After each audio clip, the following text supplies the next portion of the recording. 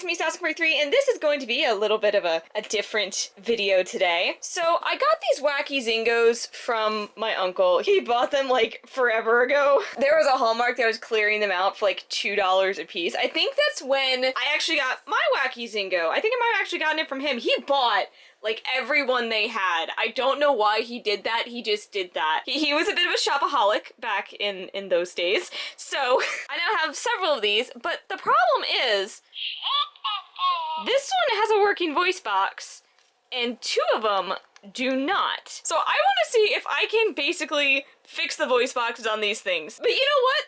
I don't think there's a Wacky Zingoz teardown, and these things are like, what, 15 years old at this point? Now, I said 3, and there's only 2 here. That's because I kind of have a really bad habit of starting something and then realizing I should record it. All I really did was pull at the seam until I saw the threads and then gave one little snip to open it up. Now, there is this mesh bag with the little plastic beads in it, but the voice box appears to be in a different mesh bag. Is it attached in some way? Yeah, it is. It's got some stitching to hold it in place. That's actually kind of smart. Okay, so we're gonna kind of leave it like this and then hopefully just snip at the seams. By only cutting at the seams, this will make it easier to put back together later. And there we go. That is the voice box. I cannot wait to take this apart.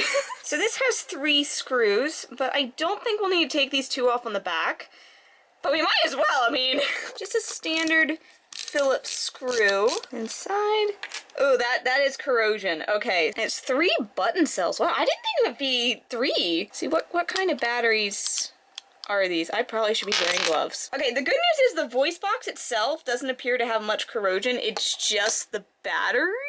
They are, what kind are these? G13A microcell. Now, the annoying thing about batteries is that sometimes they have different names for the exact same battery, and that is the case here. On this spreadsheet, it gives us all sorts of information on these batteries. If we go down to where there's G13A, we can see it's also referred to as AG13, A73, LR44, but they appear to be a 1.5 volt battery. And the good news is they are incredibly cheap. $3.30 for a 10 pack. That is more than enough to do these Zingoz. And if I wanted to even get a bigger pack, I could, but I do not need 24. So this is a pretty cheap fix. Now the corrosion inside this is pretty negligible, but to clean it up, I'm just going to use a little bit of rubbing alcohol and a Q-tip. Now because I'm not a mind reader, I didn't know what batteries these were, so I can't just replace them and put it all back together right now. But we could take this apart and just see how it looks. I am nothing if not a victim to curiosity. And this is the little sound box. So if you ever wonder what the sound box of a Wacky Zingoz looks like, here it is. I'm not gonna pull it all out, it doesn't look like there's much here to see anyways. It just got the little speaker system, a little board, and the button here, which reacts to this with the spring. It all looks very simple. Alright, well since I gotta wait for a couple of batteries, let's go ahead and take apart the other Zingo and see if it's the same thing. You might notice I'm only doing 1 cut on the string instead of ripping every seam. That's because I want there to be a little bit left so I can go ahead and tie a knot to keep it from continually ripping. This screw does not want to come out. I think the threading on this one's broken. Well, that's a problem. It's not getting looser. I'm turning it the right way, right? I'm turning it left. Lefty loosey, righty tighty. False alarm, the screw is fine. I was spinning in circles. Ooh, yeah, that is a lot of corrosion. There's all these little flakes of metal. It ate away at some of the metal plating in there, so I think it'll be okay because there's still plenty of surface area for contacts, but yeah, this bad corrosion. There was even corrosion on the screw, which is probably why it was so hard to get out. But it does make me wonder, is this other side okay? Did it leak to the other side? Oh yeah, there's even a little bit of corrosion on the board here too. Now, a reason I am so hesitant to try and clean this is because circuit board traces are printed on, and if you destroy them, you're basically screwed. And this does not really seem to be coming off the board very well. Like I said, I don't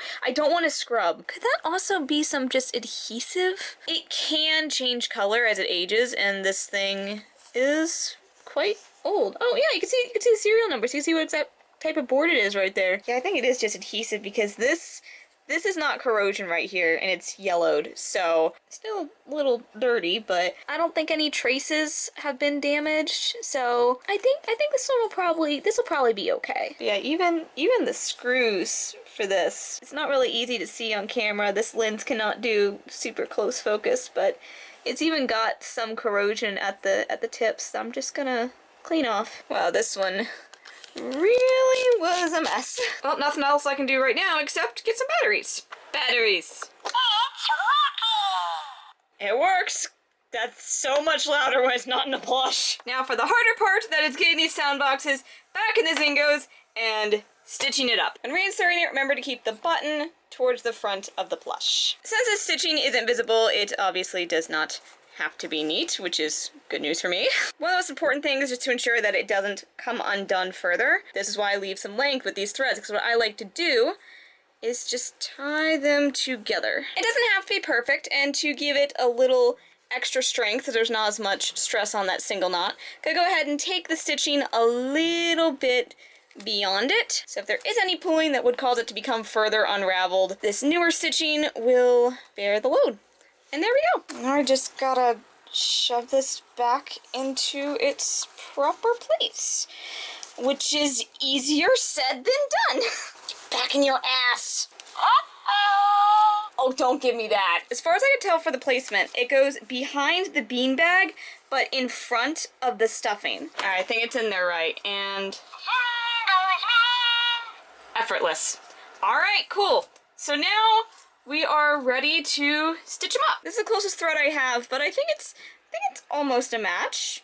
It'll work. And again, to keep it from unraveling, I'm gonna go ahead and tie off the original thread and just try and like tuck it inside. Little tip too, if there's only one thread or it is not long enough to tie a knot, go ahead and take your new thread, tie a loop, and then tie that around the other thread. From there you can kind of tie the two things together a little bit or tangle them up. It gives them some strength, and also when this pulls the other way, it'll pull this one tight and hopefully keep it from coming out. And again, remember to go past where you cut to give it some extra strength. Now, little tip, when you reach the end here, go ahead and do one more stitch and bring your needle out through one of the openings before, pulling it shut. Go ahead and pull this nice and taut, and then pull the needle tight here. Go ahead and tie your knot, give it a snip, and then because it came right out at the seam, you can go ahead and push. Shut up. Push it right back inside so there is no knot on the outside. I didn't get the line perfect. You can see where some of the original machine stitching was, but it's close enough. I think it's serviceable. And